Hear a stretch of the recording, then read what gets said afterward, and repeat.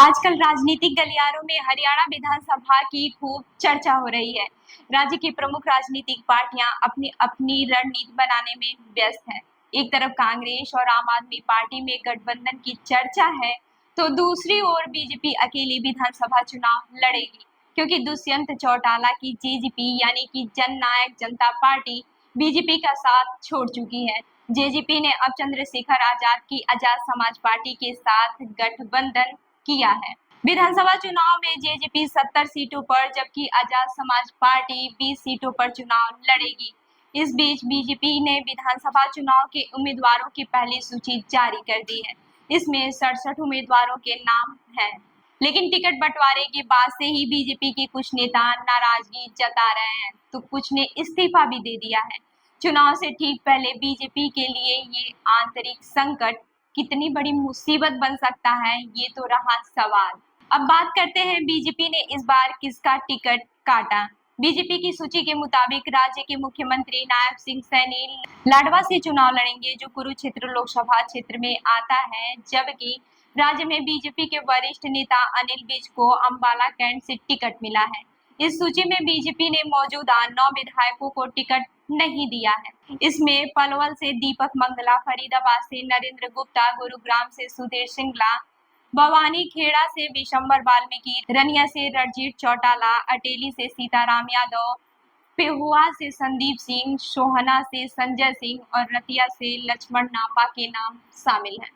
हरियाणा की रनिया विधानसभा से बीजेपी ने हरियाणा सरकार के कैबिनेट मंत्री रणजीत सिंह चौटाला की जगह शिषपाल कंबोज को टिकट दिया है। वहीं इस बात से नाराज होकर कैबिनेट मंत्री रणजीत सिंह चौटाला ने इस्तीफा दे दिया है। विधायक लक्ष्मण नापा ने भी बीजेपी की प्राथमिक सदस्यता से इस्तीफा दिया है। इसकी वजह रतिया विधानसभा से सुनीता दुग्गल को टिकट देना बताया जा रहा है। उनके अलावा हरियाणा बीजेपी किसान मोर्चा के अध्यक्ष सुखबीर सियोराणा, सोनापति से बीजेपी युवा कार्यकारी सदस्य एवं विधानसभा चुनाव प्रभारी अमित जैन, वरिष्ठ नेता शमशेर गिल और हरियाणा में ओबीसी मोर्चा के प्रमुख रहे करणदेव कंबोज ने भी पार्टी से इस्तीफा दे दिया है। उन्होंने कहा, मैं और मेरा परिवार जनसंघ के जमाने से बीजेपी में रहे हैं। अब यहाँ कांग्रेस की संस्कृति हावी हो रही है। मैंने 5 साल तक ओबीसी समुदाय को बीजेपी से जोड़ने की कोशिश की, लेकिन मेरी जगह किसी और को टिकट दिया गया। यह बाकी पार्टी वर्करों के साथ धोखा है। हम इसका विरोध करेंगे।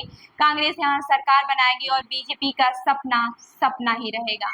वहीं दिलचस्प बात यह है कि बीजेपी की पहली सूची से उसके अपने नाराज हैं, लेकिन दूसरी तरफ लिस्ट में जेजेपी के 3 पूर्व विधायकों को टिकट दिया गया है। इसमें देवेंद्र सिंह बबली, राजकुमार गौतम, अनूप धानक शामिल हैं। पार्टी ने देवेंद्र सिंह बबली को टोहना, अनूप धानक को उकलाना से और राम कुमार गौतम को सफीदों से टिकट दिया है। हालांकि बीजेपी फिलहाल इस नाराजगी को बहुत बड़ा नहीं मानती दिख रही है। हरियाणा पहला राज्य है जहां सूबे में होने वाली सभी 24 फसलों पर एसएसपी दी जाती है। पहले 14 फसलों पर दी जा रही थी, अब 24 फसलों पर दी जा रही है। कांग्रेस और आम आदमी पार्टी बता दें कि वो किन किन राज्यों में ऐसा कर रहे हैं। सैनी ने आगे कहा, 2014 में हरियाणा में हमने सरकार बनाई क्योंकि किसान हमसे खुश थे। 2019 में हमने सरकार बनाई क्योंकि किसान हमसे खुश थे और अब 2024 में भी हम सरकार बनाएंगे। हमने पूरे 10 साल पूरी पारदर्शिता के साथ काम किया है। हमने युवाओं, महिलाओं, किसानों सभी के लिए काम किया है। जानकारों के मुताबिक हरियाणा विधानसभा चुनाव में बीजेपी के लिए 3 मुद्दे मुश्किलें खड़ी कर सकते हैं। पहला, किसानों की नाराजगी, दूसरा, महिला पहलवानों के मामले में बढ़ा असंतोष और तीसरा, सत्ता विरोधी लहर। वरिष्ठ पत्रकार सूर्य नारायण मिश्र कहते हैं कि किसानों और किसान आंदोलन को लेकर दिया गया कंगना रनौत का बयान हो या महिला पहलवानों का मुद्दा, इन दोनों ही मामलों को लेकर बीजेपी को लोगों की नाराजगी का सामना करना पड़ सकता है। दरअसल स्थानीय जनता हो या किसान, दोनों में केंद्र के रवैये को लेकर ज्यादा नाराजगी है। पिछले कुछ वर्षों में आप देखें तो केंद्र ने इस नाराजगी को दूर करने को लेकर कोई विशेष प्रयास नहीं किए हैं। ऐसे में निश्चित रूप से इसका असर चुनाव पर दिखेगा, क्योंकि हरियाणा में सबसे बड़ा वर्ग किसान है। वहीं जानकारों का कहना है कि एक बीजेपी नेता के खिलाफ सड़क पर उतरकर विरोध प्रदर्शन कर चुकी और ओलंपिक के फाइनल तक पहुंच चुकी विनेश और ओलंपिक में ब्रांज मेडल जीत चुके बजरंग पुनिया के कांग्रेस में शामिल होने से चुनाव और दिलचस्प हो गया है। बहरहाल हरियाणा में कांग्रेस और आम आदमी पार्टी में गठबंधन की चर्चा है, लेकिन हरियाणा कांग्रेस के स्थानीय नेताओं ने इसे लेकर नाराजगी जताई है। अगर हरियाणा विधानसभा चुनाव में कांग्रेस स्थानीय नेताओं की नाराजगी को नहीं दूर कर पाती है, तो इसका फायदा बीजेपी को मिल सकता है। हालांकि अभी बीजेपी को अपने नेताओं की नाराजगी का सामना करना पड़ रहा है। वहीं दुष्यंत चौटाला की जननायक पार्टी और चंद्रशेखर आजाद की आजाद समाज पार्टी के गठबंधन से भी वोट बंटने की आशंका बनी रहेगी। इसका फायदा बीजेपी को मिल सकता है। आपको बता दें कि हरियाणा विधानसभा चुनाव में 90 सीटों के लिए 5 अक्टूबर को एक चरण में मतदान होगा।